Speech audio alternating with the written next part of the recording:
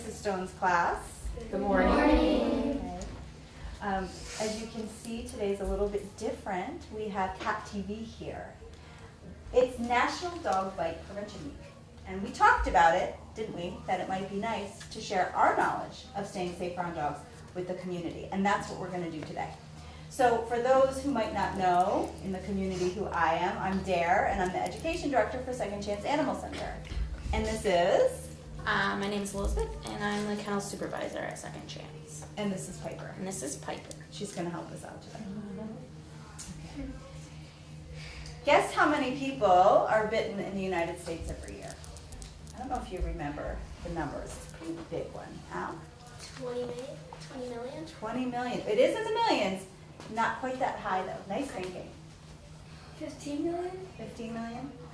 Or 1 million? 1 million? 7? 3 million? 3 million? You're close. I'll take one more. Close? 1 million? You got it. 4 to 4.5 million people report getting bitten by dogs every year. 800,000 of them have bites bad enough that they need to see a doctor. Okay? Okay. Half of people bitten are kids. And the highest number of kids bitten are aged 4 to 9. Is anyone here in that category? Is anyone here 9? Few of us are. Few of us are. Okay. Okay. Why do you think kids get bitten quite a bit? Any ideas? Deanna? Because they don't know how to approach dogs. They might not know how to approach them. What else? Because they don't know dog safety. They don't know the rules. They don't know how to treat it nice, and some little kids come up to dogs and start that. They're too rough. They don't understand how to be gentle yet. The dog might not like kids. A dog might not like kids. Kids don't know how to act around dogs. They might not know how to act with a dog. They might not be able to,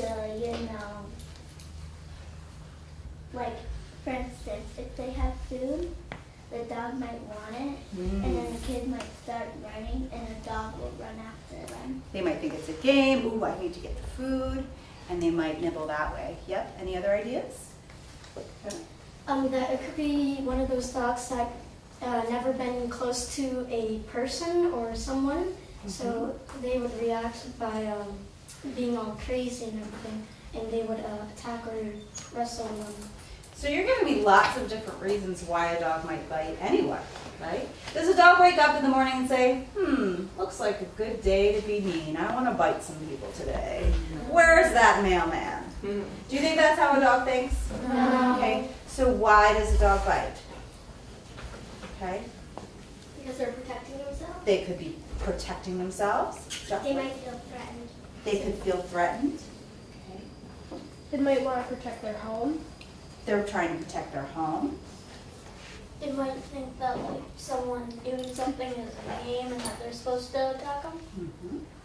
Connor? If it's a mailman, they're like, why are you on my property? I'm trying to protect here, so that's why they chase mailmans. That they might think that you're coming over to a dog to attack them or do something rude to them. They could be feeling scared, territorial, protective. Deanna, go ahead. They might, their owner might have gotten them to be a guard dog or something, and so then maybe someone comes up, maybe their owner met a new friend, and it's their first time coming to that house, and the dog doesn't know them, so they... That's right. And that goes back to protecting their space, right? That dog says, hey, I have a job to do. My job is to protect my space and my house and my people. Elizabeth, do you have any dogs at home that do that? Do they bark a lot or? Yep. Usually, if anyone pulls in, they all bark, and then they usually come and ride one behind me because they're scared, or just to alert that they see another dog across the way. Squirrels, woodchucks. There's a cat that wanders around, so they just let me know when there's anything out there. Yeah. The wind blows, deer, any of it. Especially Piper, she likes to bark. You do? And then she runs and hides. So if Piper's scared, she hides. That's her first response. Do all dogs have that response? No. If you're scared, Jocelyn, how can you communicate that? Tell a trusted adult. You can tell someone, hey, I'm feeling scared right now, okay? If somebody I didn't know came up close to my body and I don't know what their intentions are, I might feel unsafe or scared. I might put my hands out. I might say stop. I might want to run, okay? Tell a grown-up. Can a dog use words like we use words? No. If I was doing something that Piper didn't like, yes, I said your name. Mm-hmm. Can Piper say, Miss Dare, can you please stop? I need some space. I'm unsure about what you're doing right now. Could she communicate that with words? No. Of course not. So she's going to let me know in another way. So, what do we need to do when we interact with dogs? Whether it's dogs we know or dogs we don't know. What's our rule? What do we do? Everybody. Bark. We bark. And we're going to write down what that stands for. I want you to say it with me. What's the B? Be Aware. responsible. And what's the last one? Kind. You got it. Say it again. Be aware, responsible, kind. Okay. What does it mean to be aware? Ian, To know what's around you. notice your surroundings. Notice, is there a dog in the vicinity? What does it look like? Look at its behavior. Study its body language. What might it be telling us? Okay. Responsible and kind. What does that look like? What does that look like? Whenever you're responsible, you make sure you have an adult there if you want to pet a dog, and make sure that there's an adult with the dog, and then you ask the owner, and if they say yes, you put your hand out and see if the dog will sniff it, and then you go behind the owner, and then you pet them. Wow, you remembered all of the steps for introductions. Nice job. But you're right, you need to be responsible with your choices. Okay? And that means we don't run right up. I'm going to use Piper as an example, but she knows that I'm not going to hurt her. You can't run right up and just start pawing at a dog, right? Or going over their head like that. That could be really scary. This dog doesn't know you, and you don't know the dog. Okay? What else? What about dogs at home?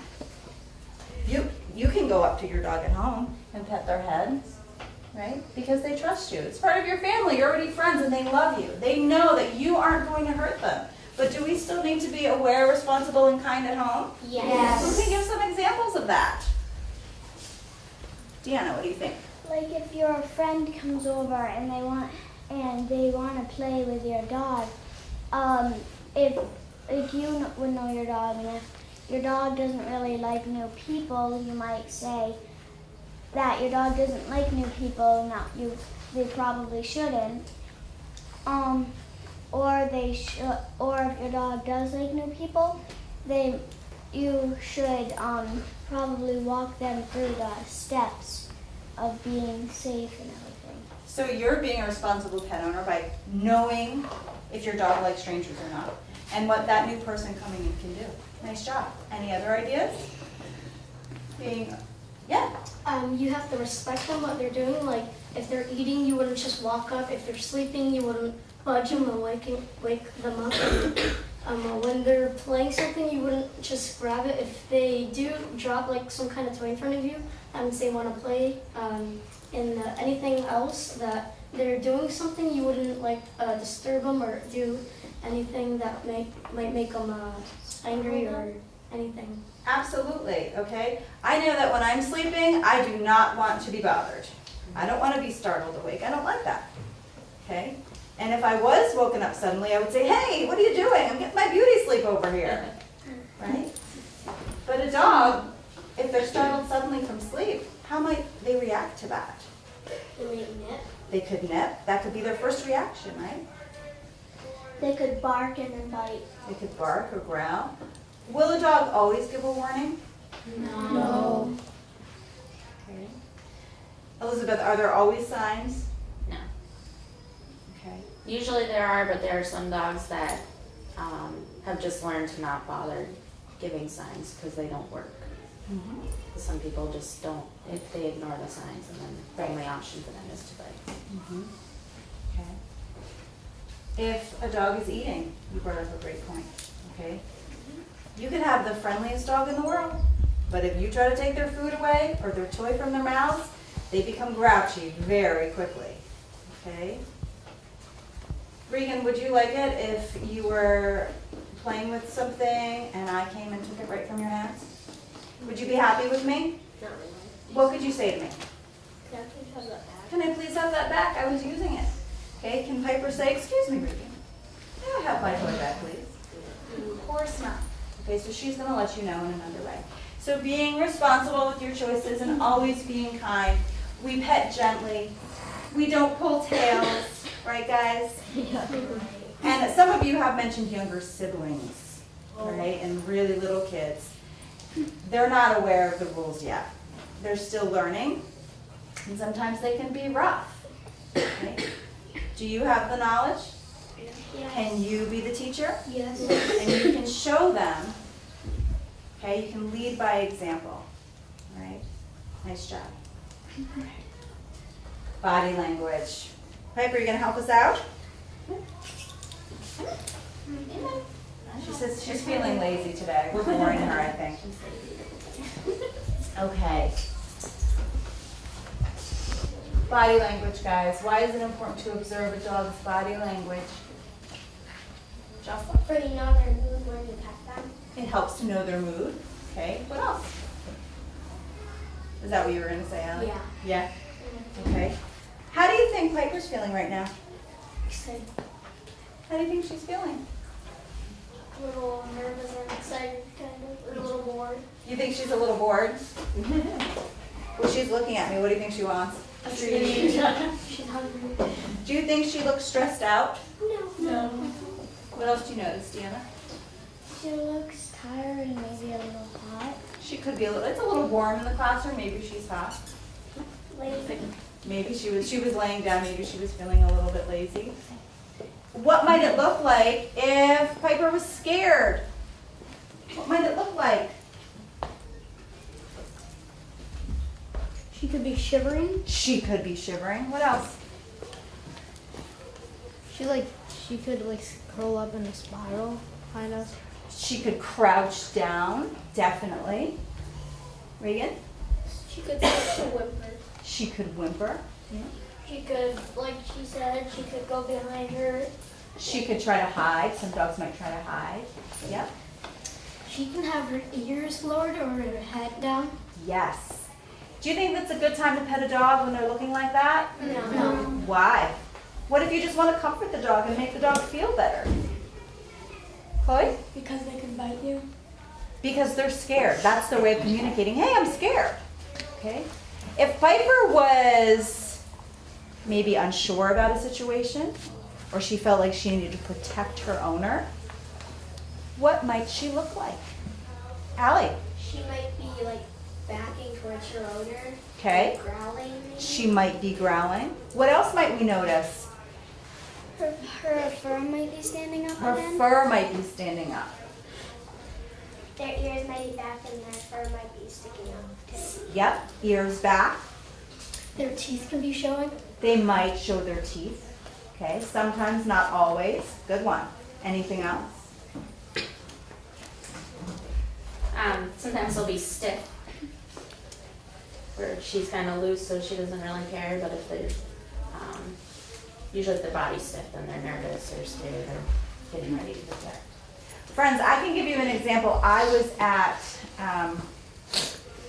North Bennington does ice sculptures every year. And a couple of years ago, I had the opportunity to go. It was really cool. There are a lot of people there. And I noticed someone had brought their dog. And there was lots of people around. And we all love dogs, right? Yeah. So people are going up and saying, oh, I want to pet your dog. And the owner was saying, oh, yes, the dog's fine, the dog's fine. But I was watching the dog and I was noticing something different. The dog's body was stiff and tense. Ears were back a little bit, and the tail was down almost between its legs. So that told me that this dog was unsure about the situation. It was nervous, okay? And then I heard it start to growl. And the owner said, "Oh no, she's fine." Do you think she was fine? No. So I could see that that dog didn't look comfortable, so I chose not to go near that dog. Okay? And later I noticed the dog tried to snap at somebody because it was scared. It was communicating, "Hey, I'm unsure about the situation. There's too many people here." Okay? And sometimes owners might not even realize that their dog is feeling that way. They were excited to be at this cool event. They were looking all around. Okay? So we need to be very aware with how a dog is looking, how it might be feeling, and what the surroundings are. Okay? What about dogs in cars? Have you ever seen a dog in a car at the supermarket? And it's barking, barking, barking. Okay? Should you go up and say hi? No. Why? Connor. It could growl at you It could growl at you. Why would it be growling? because it's protecting its property. It's protecting its property. It has a job to do. Even if you think you know the dog, should you go up? Oh, well, that's Lottie in the car. Although Lottie would probably just lick you to death, but still, should you approach the car? No. You should not. It's doing its job. Okay, that's being aware. That's making a responsible choice. Ian. Sometimes when me and my dad go to the store, and it's just like a quick trip, we leave our dog out there, and since it seems like when we have the windows rolled up, he starts like scratching on them, so we open them up a little, just enough to where he can stick his head out. Is this when you're driving? Yeah. Yeah. And sometimes when we park at the store and we have to run in and get something. Well, you want to keep those windows open, right? To make sure that there's enough air in the car for the dog, especially as summer approaches. It's really important. Okay? So guys, what to do? Piper's going to help us out in a couple of minutes, but what to do if a stray dog approaches your body? Now, how do you know if it's a stray dog? What's missing from the picture? Raven. A collar. They could not be having a collar on. Okay. Yeah. There might not be a dog tag on them. No dog tags. Okay. There might not be an owner. There's no owner with them. It's by itself. Now, sometimes we do see dogs running that do have collars on. Maybe they escaped from their yards and they're having an adventure. Okay? The rules are going to be the same, though. If you're approached by a dog you don't know, what do we do? Tree or rock. Okay, if you're standing or walking along and you see it, what do you do? Look at her body. Her branches are tucked in. Okay? They're either tucked in or close to your sides with your fingers curled under. Okay? Her eyes are open, but she's looking away from the dog. A dog that doesn't know you, okay, could see you as a threat. If you look at them right in their eyes, they could get the message that this person's going to hurt me. Would you ever hurt a dog? No. Of course not. Does the dog know that? No. No. Okay. Everybody stand up and show me your best treat. Nice job. Okay. And be very still and very quiet. And this works sometimes when you're going to a house. Deanna mentioned earlier, going to a friend's house. If you're being greeted by an animal you've not met before, and that animal's not sure about you, you can stand still like a tree and let them smell you all around. Okay? 9 times out of 10, a dog is going to smell you and then leave. Okay? If you start screaming and yelling, how is the dog going to feel? Scared. Threatened, scared. Oh my gosh, is this person going to hurt me? I have to protect myself. And how are they going to do that? What are they going to do? Yeah, bark, growl, or bite. All right. What if a dog knocks you to the ground? All right, show me your rock pose. Hands behind the back of your neck. All right, let's see if Piper will smell you. She doesn't seem too threatened right now. Oh, there she goes. See how she's going to smell you all around. Now remember that rocks don't make noise. And since over half of those dog bites we talked about involve faces, heads, you want to make sure you're covered up. So the rock pose is a really great way to keep you safe. Piper says, these are just rocks. Nice job, rocks. Sit right up. But does it work? We know that this works. I had a kindergarten teacher at Molly Stark School tell me recently that she was at a birthday party with some very young children, kindergartners and pre-K students.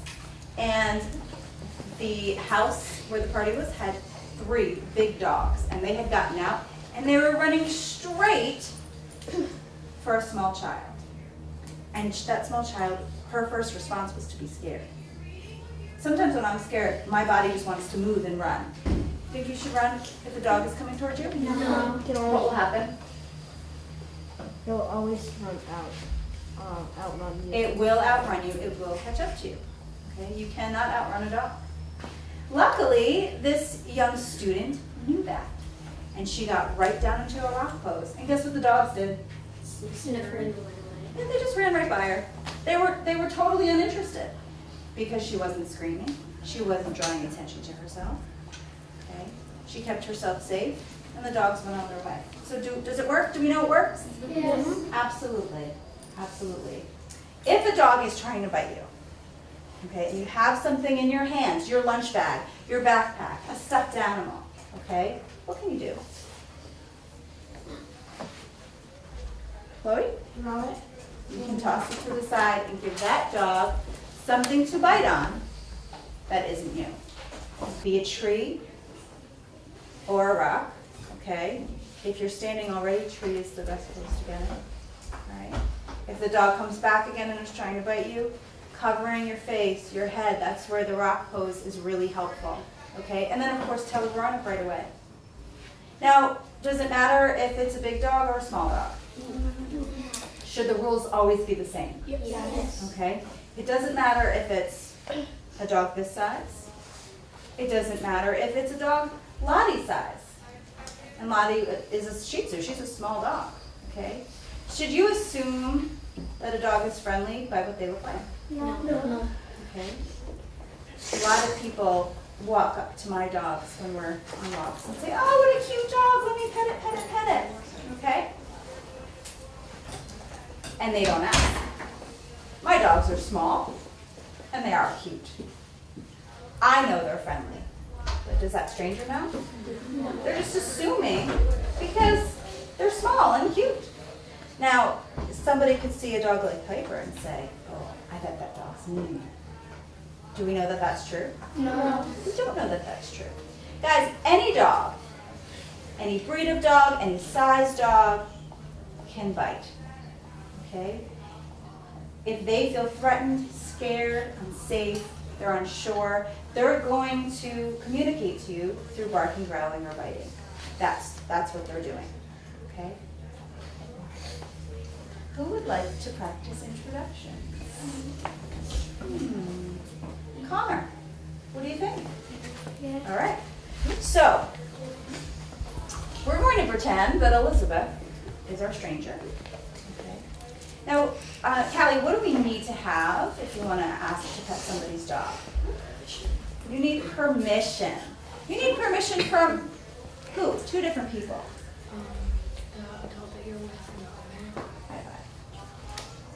You need to have a safe grown-up with you. Okay? Why? Jocelyn? Just to be safe just in case something happens. Friends, do we approach people we don't know? No. People we don't know are strangers. Okay? And even if those strangers have the cutest dogs you've ever seen, if you do not have a safe grown-up with you, you may not ask to pet that dog. Okay? We do not speak to strangers. And if strangers come up to you and say, "Hey, you want to pet my dog?" What can your response be? No, I don't know what to say. Yeah. Or no, thank you. And go and find a safe grown-up. Okay? And if somebody asks you for help finding their lost dog, or do you want to hold my dog's leash? No, thank you. I'm just going to go get my mom. Okay? Grown-ups should not be asking kids for help. grown-ups that are strangers should not be asking kids for help. Thumb up if you've got it. I know you guys have got it. All right, Connor, I'm gonna be your safe grown-up today. It's your lucky day, friend. Yay. All right. So Connor and I are on a walk. And we notice somebody walking with a dog, and Connor says, Can I pet that dog? Connor loves dogs. Well, you know what? Let's ask the owner first. Okay. And we're gonna come up, and then we're gonna stop, because it's really important to give space. You need to give space, because what if this dog doesn't like people approaching it? And the dog lunges out. So we wanna wait. Okay, go ahead. Can I pet a dog? Yes, you may. Her name is Piper. So notice what Connor did. He put his hand out. He stayed still for a minute, and she smelled his shoes, but she's still smelling his shoes. Should he just wait? Yeah. Connor, your shoes smell delicious. Nice job. Okay. And you can ask the owner, where does the dog like to be petted? Where does this be petted? Oh, anywhere. Okay. But usually what you do is pet the dog on their side and back. We try not to reach over their head. Sometimes, and this is especially true for little kids, it's helpful for them to know, is to walk kind of behind the owner. Okay? You're following me all over. Working with friends, Mrs. Stone. Okay? If for some reason the dog was going to whip its head back, it got nervous for a second, if you're standing near the owner and behind, the owner has control of that leash and control of the dog. Okay? And then what do? The dog. Pet the dog calmly, slowly, gently. And we say thank you, and we carry on our way. Nice job. Good job, Connor. All right. Let's have one more person try it. Let's see. Okay, come on. Yep. Yeah. And Mrs. Stone, would you please be our safe grown-up? Okay.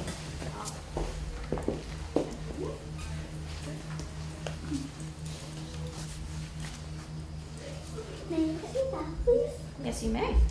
Her name is Piper. Say hi, Piper. Hi, Piper. How are you, Piper? You're being a good dog today. Nice job. Thank you. Thank you for letting me pet your dog. You're welcome. Nice job. I noticed when Piper was being spoken to, what kind of voices did we hear? They were quiet and calm and soft. If Mrs. Stone had started squealing and yelling, how might Piper have felt? Scared. She might have felt scared and unsure. Okay? Friends, great job. Great job. Okay? Good job, Piper. Why is it important to ask permission? I think this is one of the things that people forget the most. And I mentioned earlier, people come up to me all the time and start petting my dogs without asking. Okay? You should ask first because that dog might not be friendly with other people or Yes. any other dogs. Exactly. We mentioned some of these things in the beginning. Okay? It might not be comfortable with strangers. Not all dogs like kids. There could be lots of reasons, and it's the owner's job to know those reasons and whether or not, yes, my dog wants to be petted, or no, my dog does not want to be petted. Okay? Piper, but you like to be petted, don't you? What do you think she wants? Treats. She wants fire. Oh, well, I guess that will conclude our program because Piper is yawning. Friends, did you have anything else that you wanted to share? Anything you wanted our community to know about being safe? Deanna? It's also important to ask the owner because the dog might be used to people asking if they can pet them, and they might be waiting for their owner to say that it's okay for them to be pet, and if they don't, they might think that they're being threatened or that person is trying to take them away from their owner or something, and they don't like that. Yeah, that could be They really fight. scary. Yeah, nice speaking, Hannah. This is don't abuse dogs. I'm sorry. Someone was scratching. Don't abuse any dogs. Of course not. And that goes back to being responsible and kind. I know that this is a class of kind kids. Don't abuse any animals. Or any animal, okay? If you are kind to them, they will be kind to you. Because what's going to make a dog mean? Who's usually responsible for that? Does the dog just wake up and say, I'm going to be a mean dog? No. Do they want to be mean? Do they want to bite? No. It's actually the owner's fault because if anything happens, no one Because it's an owner's job to treat their dog respectfully and kindly. And if they don't do that, if they're mistreated, they're not going to be trustful of humans. Okay? Yes. Like, if you don't be nice to the dog won't be nice to you. Exactly right. Exactly right. And what's our golden rule? What's our golden rule? To be nice to animals. Well, yes, but treat others, including animals, how you want to be treated. You don't want people to be unkind to you, right? All right. This is Stone. This is a class, a very knowledgeable student. They know their dog safety, and they were able to share it with the community today, which is awesome. So thank you for letting us come into your class. And very good timing for dog bite prevention. It is. Very Friends, good it's timing. National Dog Bite Prevention Week. Okay, share your knowledge with everyone you know. It's an awareness week. But is it just for one weekend of the year we have to remember the rules? No. It's all the time. Can you give yourselves a quiet round of applause? And what can we say to Piper? Thank you, Piper. Do you think she's earned a treat? Yes. Come on, Elizabeth. Thank you, Elizabeth. Oh, thank you. You're welcome. And if anybody wants to adopt a dog, and you come to Second Chance Animal Center, this is the lady who you'll be dealing with. So pretty cool. And thank you to Second Chance Animal Center, right? Oh, our pleasure. Thank Thank you. you. Very nice.